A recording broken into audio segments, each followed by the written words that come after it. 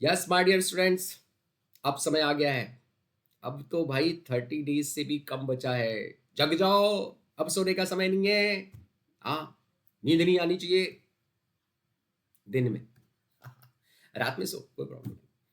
6 to 7 our की नींद जरूर लेनी है। कितनी भी पढ़ाई की टेंशन हो, लेकिन 6 to 7 आवर नींद जरूर लेनी है। 10 से 15 मिनट एक्सरसाइज जरूर करना है। 5-10 मिनट फ्रेंड्स के साथ बात जरूर करना है। हा हा हा हा हा, दिल खोल कर हंसना है, क्योंकि बड़ा टेंशन का समय है। हम्म? साल भर की मेहनत, 2 साल की मेहनत, 3 साल की मेहनत, हाँ, जो जितने दिन से लगा हुआ है, अब कयामत का दिन आने वाला है। हम्म? खुदा करे कि कयामत हो और तू आए है। तो हमारे नीट के लिए तो कयामत का दिन साहब 4 मई को है। तो उस कयामत के दिन का इंतजार पूरी मेहनत के साथ करना है।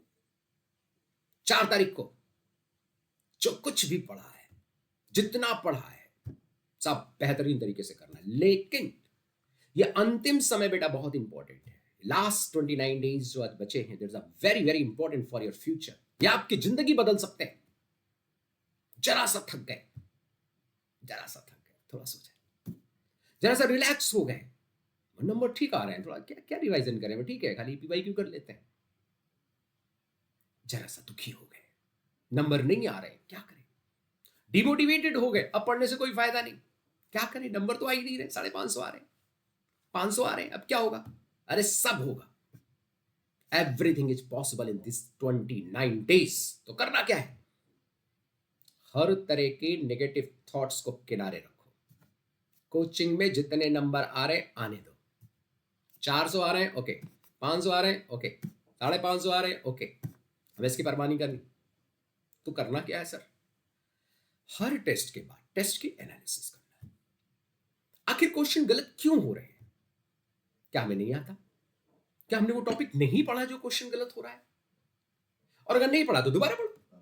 हाँ, दोबारा पढ़ो, वन शॉट देखो, वीडियो देखो, मुझे मैसेज करो, सर ये टॉपिक में नहीं समझ आ रहा, मुझे समझा दो, मुझे वन शॉट भेज दो सर इस पर।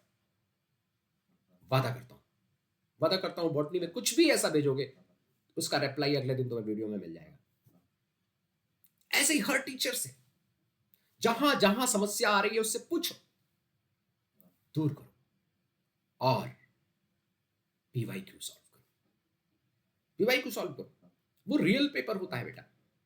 किस तरह का क्वेश्चन एग्जामिनर पूछता है तुम्हें सब तैयार है। बायोलॉजी में तो 360 में 360 लाने वाले हो तुम, मुझे मालूम। नहीं आएंगे तो सिर्फ इसलिए नहीं आएंगे कि सिली मिस्टेक करो। कुछ भी ऐसा नहीं आएगा जो तुमने पढ़ा नहीं है, सब पढ़ा हुआ आएगा। बस गड़बड़ी कहां होगी, सिली मिस्टेक। एग्जामिनर ने बीच में नॉट लिख दिया, तुमने पढ़ा ही नहीं। उसने इनकरेक्ट पूछा, तुमने करेक्ट जवाब दे दिया। पहला ही आंसर सही है, तीसरा भी सही है, पर तीसरा कौन पढ़े, पहला पढ़ा टिक। कोई जेनेटिक्स का क्वेश्चन आ गया, दिमाग में ही सॉल्व कर लोगे उसे, पेन चलाने की जरूरत नहीं, सीधे लिख दिया। दीज आर द मिस्टेक्स, ये तुम्हारे सिलेक्शन में बाधा बनने वाली है। जो काम पेपर पे हो सकता है उसके लिए दिमाग क्यों चलाना, दिमाग क्यों खर्चा करना बेटा।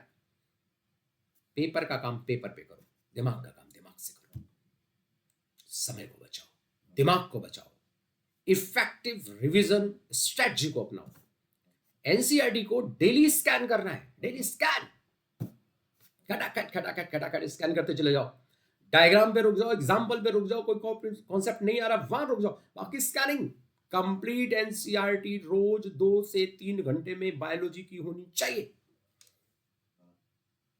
अगर रोज पूरी एनसीईआरटी 2 से 3 घंटे में तुम कर लोगे तो 20 दिन में बेटा 20 बार है। तो 29 डेज है, पर 9 दिन बाद के छोड़ देता हूं। 20 डेज में 20 बार एनसीईआरटी हो जाएगी तुम्हारी। और मजाल है कोई क्वेश्चन छूट जाए तुमसे, हो ही नहीं सकता, हो ही नहीं सकता। तो करना क्या है, एनसीईआरटी, एनसीईआरटी पढ़नी है। कैसे पढ़नी है, रोज रिवीजन करना। बाकी कैसे पढ़नी है वो भी तो मेरे कुछ वीडियो पड़े हुए देख लो, हालांकि वो 1 घंटे के जल्दी जल्दी मैंने कर लिए। तो बहुत ध्यान से, बहुत अच्छे से इसको करना। Okay, all the best.